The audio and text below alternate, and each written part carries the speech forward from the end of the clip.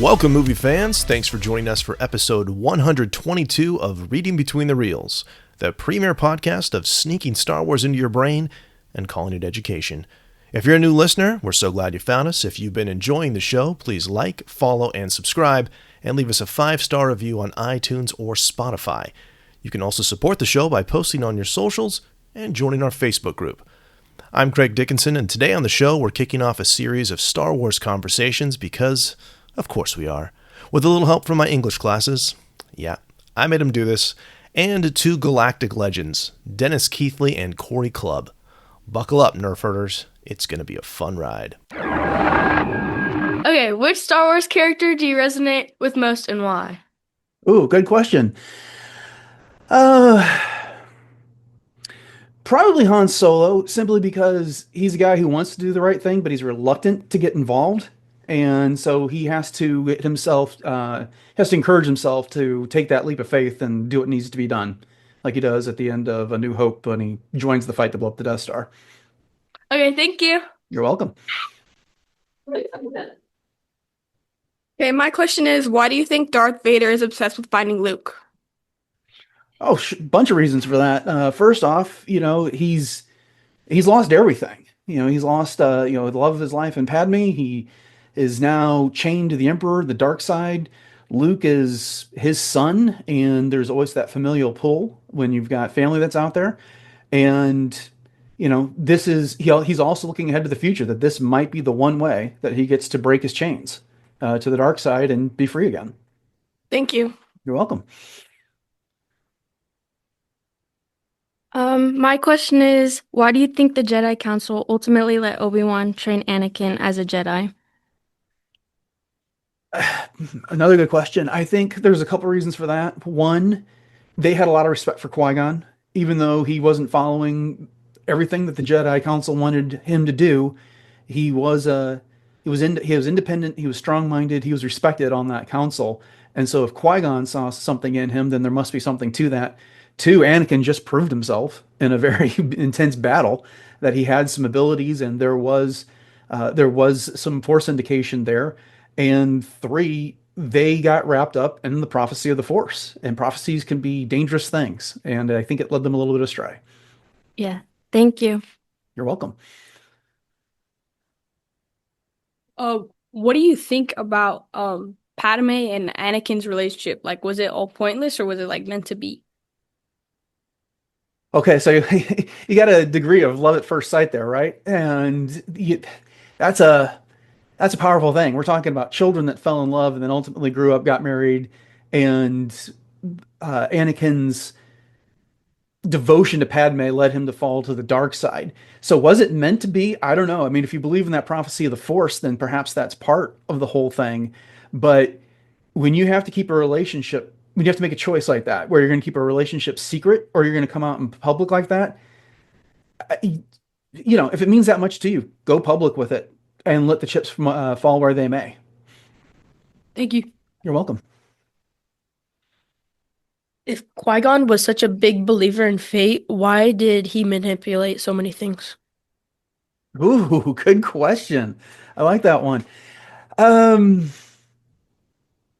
You know, wow.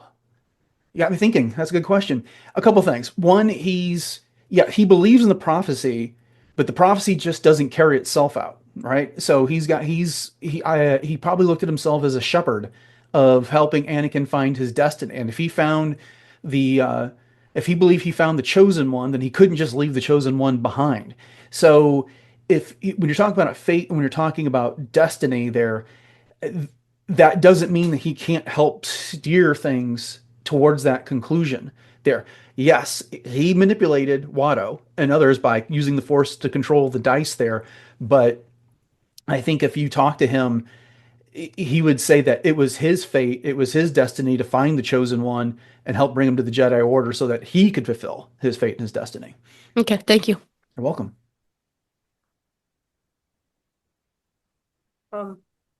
When Anakin destroys the droid control ship, was it luck or the Force? You guys got me thinking of my feet this morning. Okay. I think it was a little bit of both because he's randomly pressing buttons, right?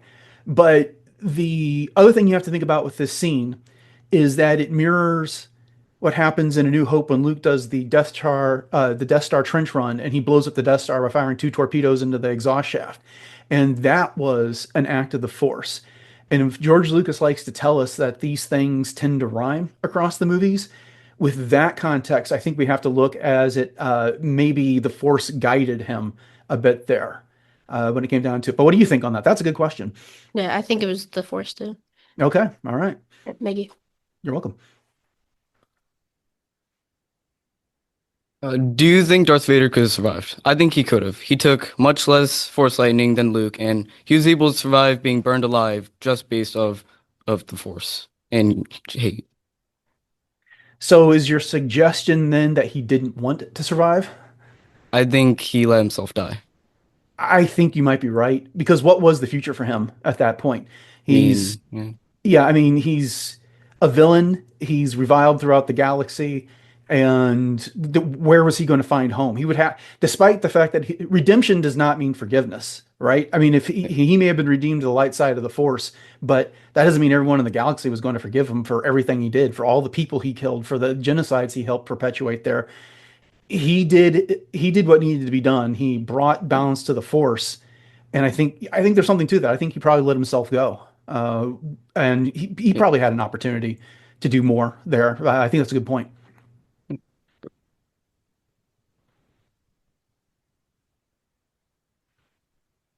In The Empire Strikes Back, Luke went to like the sky planet, and if he hadn't met his father, what do you think would have occurred throughout the story after that event?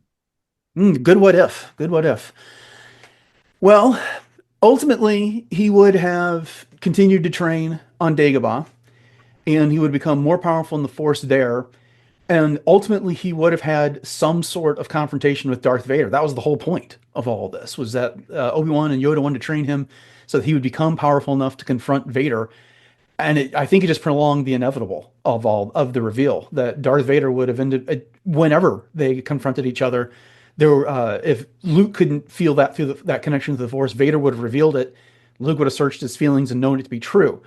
But as a fully trained Jedi, maybe he would have been a little bit more capable of dealing with it in that moment and been able to do more to turn Vader there on the spot. But what do you think about that? Uh, I wasn't expecting them to twist it on me. It's okay. No, it's a good what if, right? I mean, I'd love to have that answer. They've done a series of Star Wars comics called Infinities where they changed one thing and then told the story from there. Not this, but I would like to see that story told by a competent storyteller. Good question. Okay, thank you. You're welcome.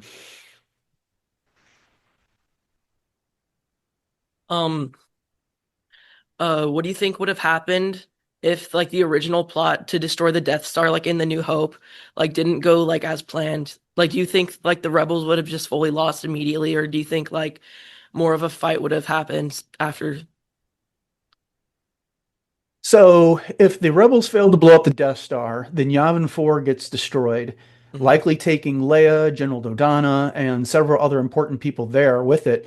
However, some of the people behind the rebellion, like Mon Mothma, had already evacuated it. So maybe they try and rally the things. But I'm also thinking of the scenes in Rogue One where they had the council talking to Jen Erso, and they didn't want to even try to find the plans to the Death Star, and they determined they were finished. So maybe that would have been the final nail in the coffin. Mhm. But at the very least, there would have been some sort of an underground resistance movement rather, and Luke probably would have gone on to train a Jedi, and maybe still there is that confrontation with Darth Vader and the Emperor where he can bring it into the Sith, and the light can prevail.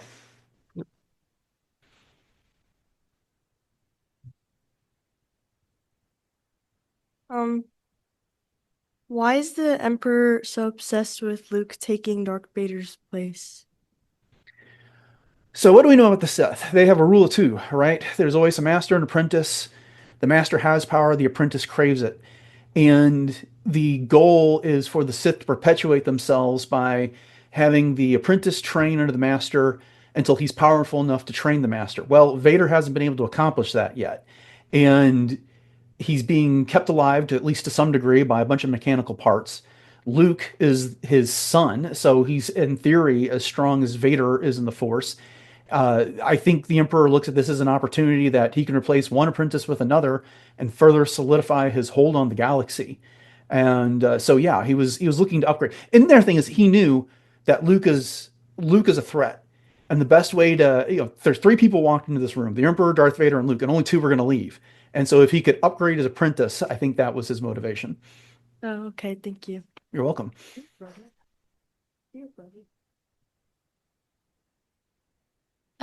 Why does Han go back after Luke?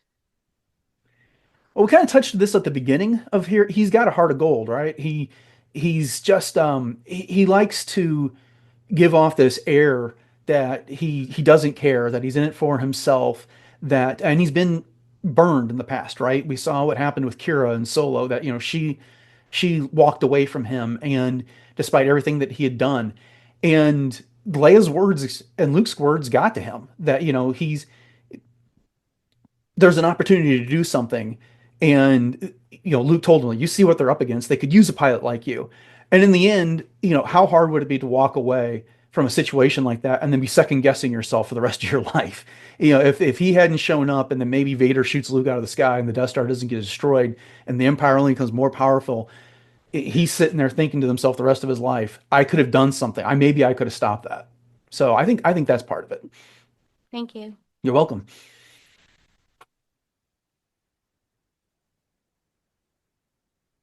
Do you think if Anakin was treated more kindly by the Jedi Masters, would he have turned out different?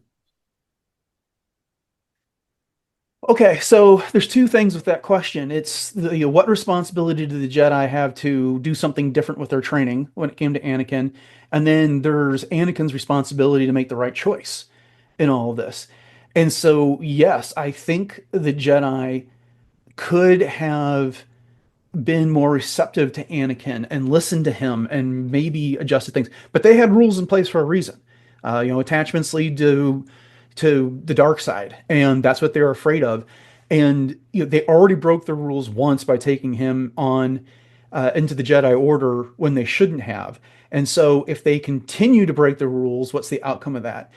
And if but ultimately it's Anakin's decisions here. We can give some blame to the Jedi, but at the end of the day, it was Anakin that still made the decisions he did to betray the Jedi, to betray Mace Windu, to slaughter the Jedi in the Jedi Temple, and then to lead this crusade against the Jedi across the galaxy that wiped them out. So perhaps some of the conversations that Anakin had with Yoda and Obi-Wan and the like could have led to some different choices, but he's ultimately the one that made his decisions, and he bears the responsibility for them. Thank you. You're welcome. Why do you think Luke is so much more confident in Return of the Jedi than in The Empire Strikes Back? A couple of reasons. One, he's completed his training. Two, when The Empire Strikes Back, when he has that vision, he rushes off to confront Darth Vader, and this was against the advice of Obi-Wan Kenobi and Yoda. They told him he wasn't ready, and he wasn't prepared for that. And he also didn't know that Darth Vader was his father. And then so in Return of the Jedi, he's had an opportunity to develop his abilities a little bit more. He now knows that Vader is his father, and so that's not a surprise. It can't rock him any. And he's more prepared to redeem Vader than he is to kill Vader. So I think he just had he was preparation, I think, is the biggest part of the confidence there. Okay, thank you. Welcome. In Return of the Jedi, what do you think of Darth Vader's character development? Oh, I think it's fantastic. He goes from at the beginning of the movie, he shows up as the Emperor's chief enforcer, threatening people on the Death Star to get this done. And then once he's kind of shepherded the Death Star towards completion, he talks to the Emperor, and the Emperor senses that he wants to complete his search for Luke. And when he finally confronts Luke, Luke says, I know there's still good in you. Darth Vader denies it. But then Luke's resilience brings Vader around at the end of that movie. And Vader gets to see in Luke the Jedi that he used to be.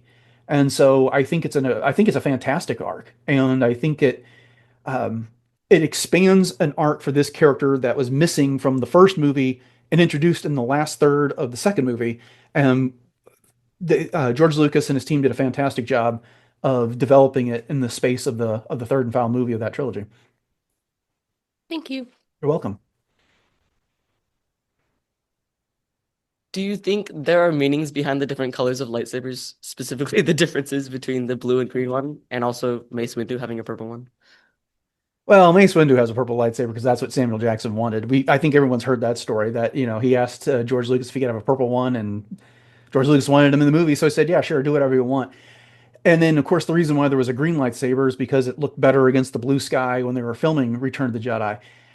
The difference between blue and green, not so much. Those are both natural, warm tones, but the difference between blue and green and red, yeah, perhaps. Red is, look where Darth Vader comes from. He was born on Mustafar. It's a lava planet, and there's all kinds of mythology that comes with a place like that. And so, seeing people emerge from there with those type of colors, certainly. And but between blue, green, and purple, not so much. Maybe purple. You could say Mace Windu was walking a fine line between the light side and the dark side, and especially some of the actions he took towards the end of Revenge of the Sith. But it's a very fine distinction if there is any. Yeah, thank you. You're welcome. How do you believe the story would have changed if Jar Jar Binks hadn't been convinced to give emergency power to Chancellor Palpatine?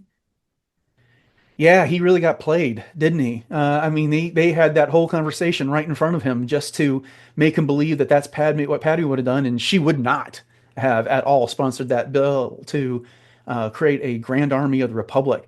So if he hadn't done it, then there would have been a setback in the creation of that army because they would need a senator that is kind of a political opponent of Palpatine's to propose such a thing to get enough people on board to pass such a bill.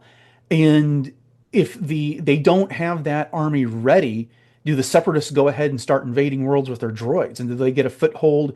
And does the scope of that all play out differently where it's the Republic that ends up having to surrender and somehow Dooku's made a figurehead for this? I doubt it. I mean, Palpatine's in charge and is always going to be in charge.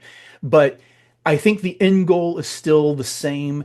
It is just a delay in how everything is carried out because the whole point of that war was to subjugate the galaxy, get rid of the Jedi, and maybe the Jedi get wiped out earlier because they get stretched thinner, having to take on a war on more fronts without the support of a clone army behind them. Thank you. You're welcome.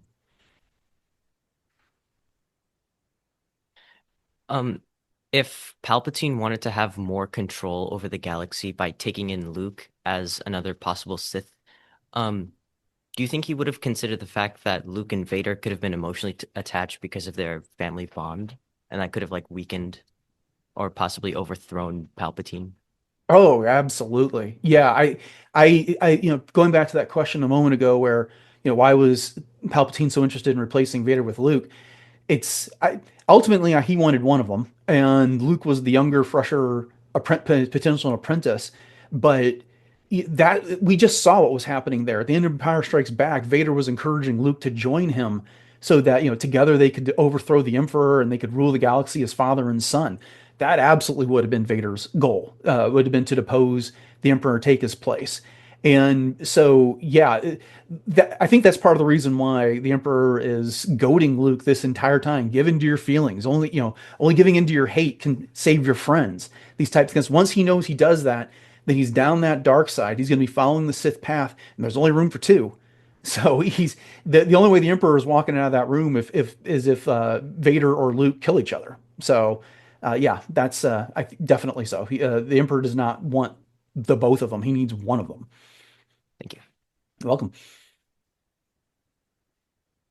You got time for one more? Yeah. Perfect. So apart from the rule of cool and how it looks cool, why do you think that the Jedi and Sith use a ton of spinning and flips in their fights that would leave them susceptible for counterattacks?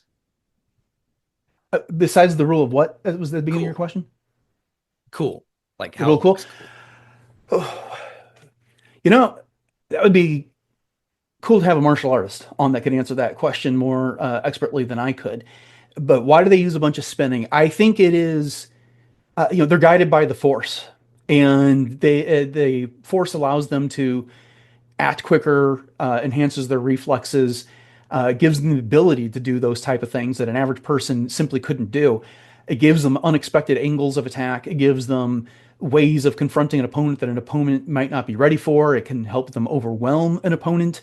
And yeah, but I mean, it's hard to ignore the rule of cool, isn't it? On that, I mean, that's one of the things that makes Star Wars movies great is a lightsaber fight, and we want to see those all the time. And but yeah, I think it's just simply it enhances their attacks a lot. I've spoken to a fencer that always got annoyed watching A New Hope because like every time Obi-Wan Kenobi spun around, he said I would have stabbed him in the back. And so, but we don't know better. I don't pick up a sword and do anything with it. So I like it the way it is. Thank you. You're welcome. So in episode 6, when the Super Star Destroyer gets hit, why does it go down? Because I don't think the gravitational pull of anything near it would be enough to pull it in that direction. Oh, good question. I'm not a science guy or a space guy, but it's science fiction, so anything can happen, I believe. I think the gravitational pull is just kind of what it makes. Explain the force to me, right? It's a mystical thing that is used to push things around. We're using, the idea of gravity and science and whatnot. So I've assumed like something like that would be interesting enough to kind of just do what it does. Well, people always say, why are there explosions in space for Star Wars? And you think, well, that is a vacuum in space, right? There's this coldness and such. So it's kind of, you have to kind of lean in and kind of accept it for what it is. I think it's just for fun. But why would it go down in space? And I don't know. It seems like everything falls when you drop it. So I think it's just for fun. I think us as the audience supposed to be excited for it and be able to just enjoy the moment. So that'll be like a scientific answer for you. But is that good enough? Yes, thank you. Okay. What's the significance of a lightsaber and why do they not like blasters? That's an interesting question. I like that. You guys are so good. Let's see here. So I believe it's kind of like if you were to take up a job or a career, you're going to use the tools of the trade, right? If you think you're a handyman, you're using like a hammer or a screwdriver or something like that, and you're not going to be using a stethoscope or other things that other careers might involve. And so I think that's kind of that thing, that mythos. It's your career, but also it's your path, right? And so I think it's as Obi-Wan says, it's more not as random as a blaster. He says it's it's kind of more prestige to it, and it looks cool, right? I mean, like using a lightsaber, I think it definitely is something that's akin to them and brings out their personality and who they are, and definitely how they put together is part of the rite of passage, if you will, to kind of earn that lightsaber. And a blaster, you just pick up and just blast anything, right? So I think it's kind of the thing is like they're able to kind of mold that into who they are and their character. But what color of lightsaber would you pick? Blue. There you go. I would pick blue too. Absolutely. Great question. Thank you. Sure. Was the Chosen One prophecy real, and was Anakin the Chosen One? Yeah, that's been debated over the years, I think, as far as Star Wars goes. When the original movies came out and Return of the Jedi, if you guys have seen that yet, it's kind of Anakin is kind of a redemption arc, right? So he's the one that we realize has come back to the good side of the Force, and he's kind of seen as, bringing balance, right? There's always that balance, uneven of good and evil. And they passed that torch, I think, into the newer movies with Rey and being, who she is, kind of a lone scavenger. It's kind of like that twist of fate. The evil's coming back. How are we going to balance this out? Is Luke still worthy? Coming off of that, so I think there's all those questions put together. Is he the chosen one way back in Episode 1? I think I'm going to go with yes, because I think that's the way it was originally adapted and the story written for that character, and being able to tell that story through multiple films and see him be able to become that redemption arc. The bad guy becomes the good guy in a sense. Is kind of interesting and gives us hope. That's the whole point of the movie, like the a new hope, right? So that hope, if you will, like you said, the chosen one is Darth Vader, right? Would you say that? It's true? Yeah, because he killed Palpatine. It's true. Yep, that's right. Good answer. Good question. Love it. Thank you. If you could pick one power from Star Wars, what would it be and how would you use it? One power of Star Wars. I think I've got like a ton of kids in my house, and so I want them to like clean their room. So I want them to like be able to force push their minds and like clean your room, do your chores, do your homework. I think that'd be really good instead of like scrolling reels or having fun. But I think that's what I would use in my household for sure. I get them to do the things they're supposed to be doing. Just nudge them a little bit, not necessarily make up their mind, but say, hey, do your homework, go play outside, go get some fresh air, things like that. Okay, thank you. Great question.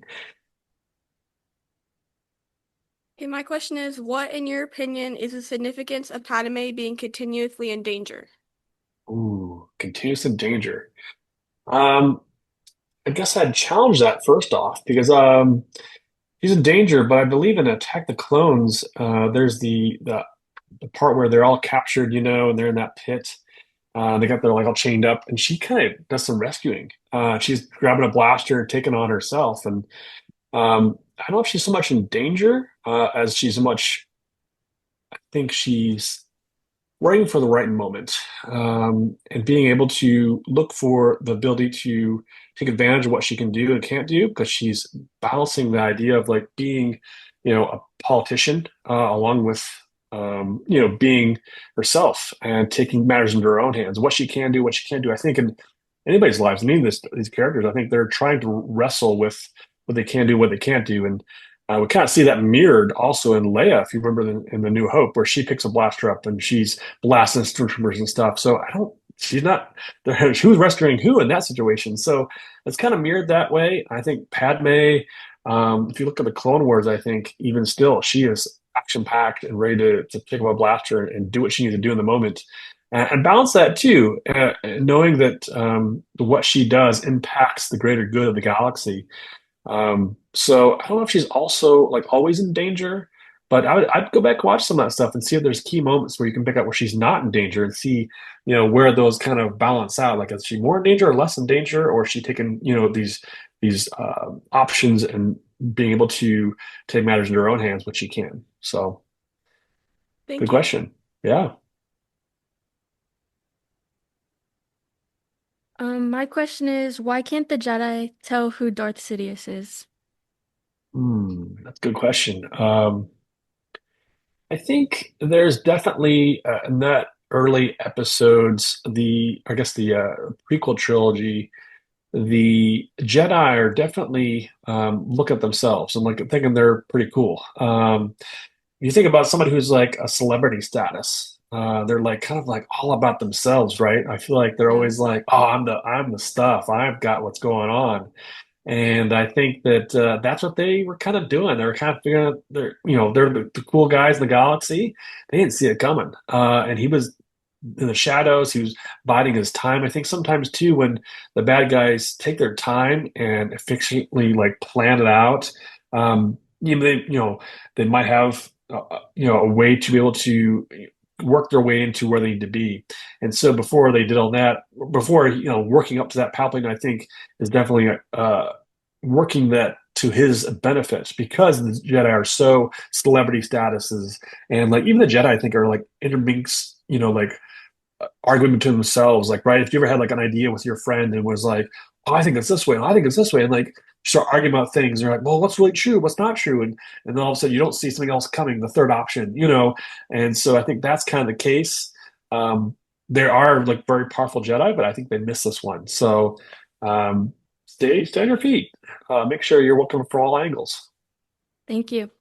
Yeah, sure. What would you think would happen if Qui-Gon never died? Ooh.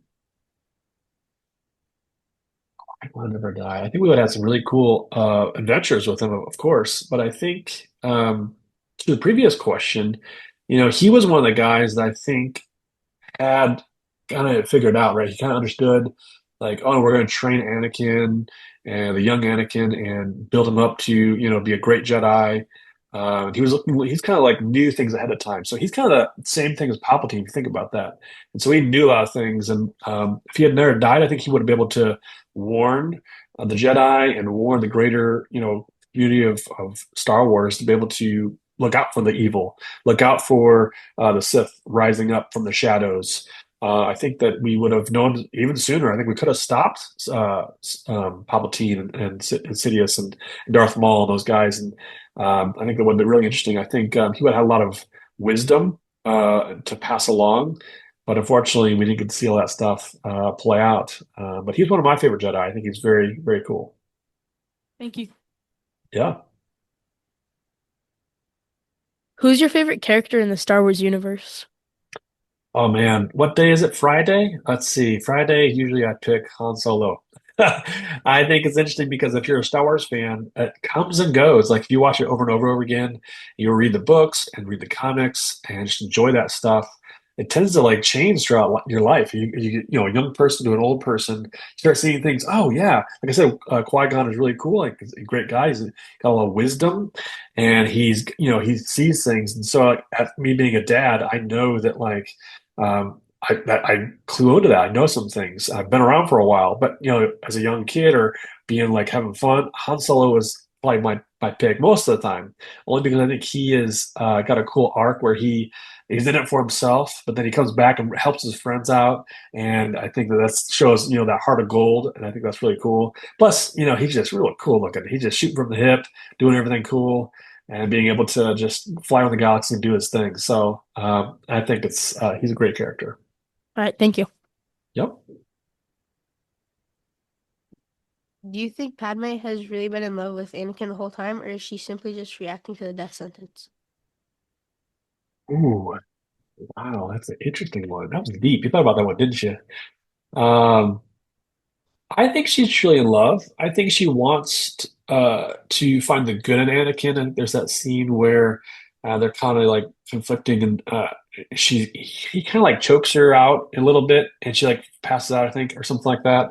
And I think she definitely is a moment there. She's desperate for him to come back to the good side. Don't give in to the bad side. He's giving into his evil nature, and she sees that. And if she wasn't in love with him, she'd be like, fine, do whatever, it doesn't matter. So I think that there's definitely a connection between them because of that love and being able to look out for someone else that you love, and you want the best for them. So if she didn't, I would expect her not necessarily to fight that hard or to be able to do what she does. And so I think there's definitely a kinship there, a relationship, and we see that kind of somewhere in the Clone Wars. I think there's some memories he's got and stuff, or not memories, but I think there's one episode in Clone Wars where they have like a really intimate moment where it's them kind of building that relationship. And so I think that we wouldn't have seen all that stuff if she wasn't invested in him. And I think they're truly in love. I think that's true. Yeah. If Plo Koon wasn't in a ship, do you think he could have survived Order 66? Ooh. Yeah, that's interesting. I think he could have survived. I think he's kind of awesome, right? I feel like he's a lot of the Clone Wars stuff, and so I feel like um, it's so hard. Like Order 66 to me is like you have to be so ready for everything and where all the Jedi are going to be. Like, how are you going to track all these guys down? And where are you going to some might be flying in ships, might be off world, some might be doing some random things, and so we get these little smatterings of things. But I think to one of the previous questions was is Sidious like what to see him coming type thing, but I feel like he was ready to execute, but not necessarily fully 100%. So I think that like Plo Koon would have survived. I think that he would have some great adventures along with trying to keep people safe. I mean, he's definitely a protector. So yeah, he would have been awesome. Thank you. Yeah. How do you think the Jedi were able to keep up with the Sith, even though the Sith were all about power and had like so many abilities? In like the prequels or just in general? Just in general, like since the Sith had so many abilities, like Palpatine with his lightning and or Count Dooku, his Yeah, lightning, and like their vast amounts of abilities compared to the Jedi, where they don't use very much, like lethal it's force. true.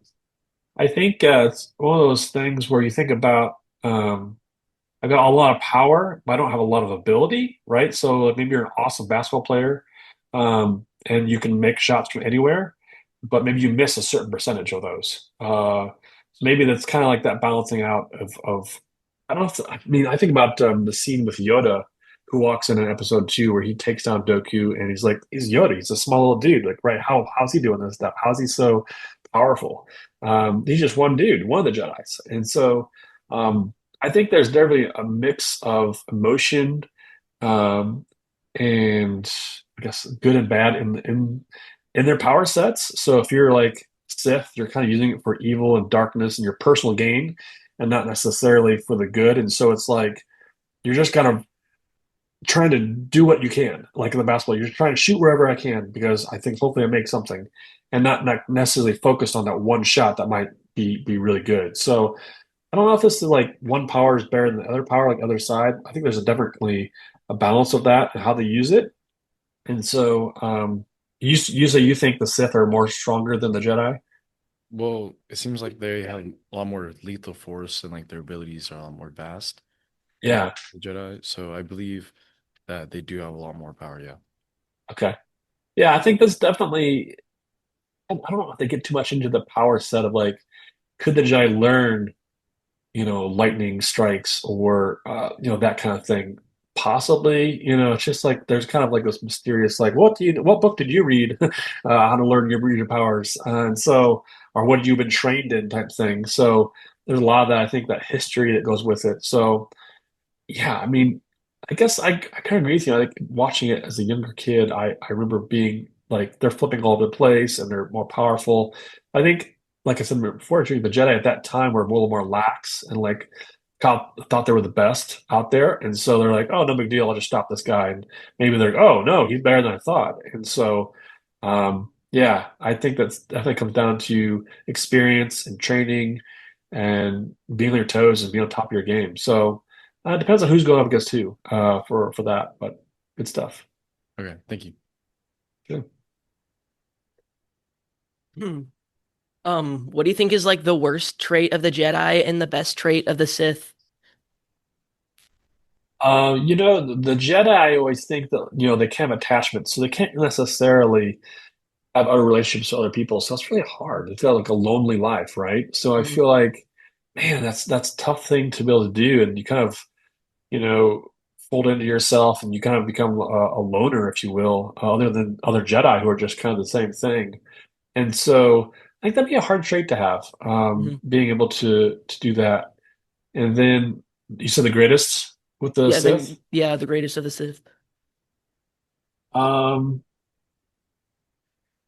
I think the Sith have ambition, right? I always feel like they're Mhm. always going out and um, being able to just take what they want. And that sounds like a bad thing, but like I think get the job done, right? And the Mhm. Jedi have to always think through things a little bit, or let's think about it and let's talk about it. And the Sith are like, no, we're getting after it. We're going to go and figure out. I'm going to get this, whether it's a bad thing, and be able to take control. So I think that's a good balance there. I think for somebody who wants something, you have to be able to go out there and take it, and take ownership of that. So that's a good trait, I guess, in the Sith. Like, it Mhm. sounds weird to say, though. Yep. Good question. Do you think the Ewoks would have been good allies? Why or why not? I think would have been good allies. Yeah, like why or why not? In Return of the Jedi, I think they're great allies because if you think about it, they're not necessarily beholden to a dark side or light side. They just know their own little way of life.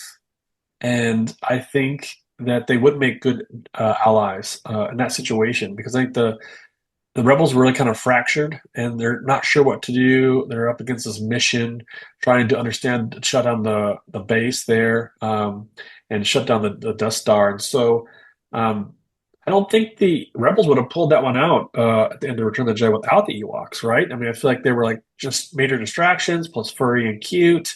And how do you fight cuteness? I think that's the best thing. So it's that kind of like boots on the ground, being able to distract the enemy and help out. And I don't think they want to be able to see their world taken over either by the Empire. So I definitely think that they're good allies to have. Thank you.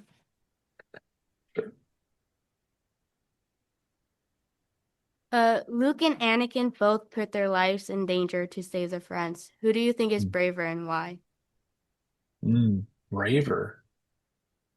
Other friends. Let's see. Anakin, I think, definitely takes a lot of risks because that's his personality, right? So I feel like he's a risk taker, and he's going to be able to do things that are a little more on the edge, I guess, if you will, because he's trying to like figure out who he is, I guess, and understand what he needs to do. Where Luke is kind of the innocent player. I think that he wants the good. He's like all good in most respects, and he's going to always help his friends out. He'll never question that. I think Anakin would question that. So who's more braver in those scenarios? I'm gonna go Luke because when you're all in with being good and making that choice, it's the harder choice to make because the odds are stacked against you sometimes. And so, yeah, I think Luke is definitely the braver one for being all in good, where Anakin is opportunity to possibly choose something bad. So, yeah, I think I'll go with Luke. Thank you. Yep. You got time for one more? Yeah, let's do it. What do you think Yoda had meant when he said the cave contains only what you take with you and the Emperor Strikes Back? Yeah, that's right. 'Cause he doesn't Luke take off his belt and kind of drop to the ground. Or no, he puts his belt on. He puts his belt on, right? So it's like I thought that as a kid. I was like, you're taking things with you to arm yourself because you're going to somewhere mysterious.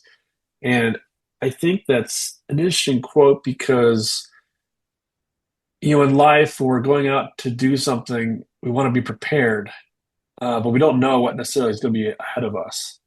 And so we have to kind of rely on what we do know and our instincts and being able to trust those things rather than just a blaster at your side, maybe, is probably like what he's saying. Like, go with your gut and go with what you know, right? So it's like, forget all the tools you have in your belt and be able to go with your gut and your instincts and your heart and be able to use those things as instruments versus these worldly things or these things at your side. So we see Luke make that mistake, right? He flips on his lightsaber and he realizes no, this is kind of a mind game thing. And so yeah, I think that's interesting. So I kind of forgot about that quote, and it shows that Luke's definitely coming to his own. He's not ready to face Vader, right? He's like, so when he does take on Vader in the Cloud City, there he does fail because maybe he's trying to hold on to the things on his waist and his belt and be able to use his tools and lightsaber to physically defeat Vader and not mentally defeat Vader. Vader wins out in the end. Thank you. Yep. So as we close, we just want to say thank you so much for listening. If you'd like to connect with us, you can find us on X, Instagram, and Facebook. Email us at readingbetweenreels@gmail.com or use the SpeakPipe app on our website. If you enjoyed the show, please like, follow, subscribe, and be sure to leave us a 5-star review on iTunes or Spotify. This helps the show tremendously and absolutely helps us reach more people. And one last thing before we vanish like Obi-Wan at a family reunion, our next episode continues our Star Wars series, this time featuring the always insightful Tom Gross and the rockstar rebel himself, Din from F-105. Trust us, you won't want to miss this one. It's got all the feels and the fan service.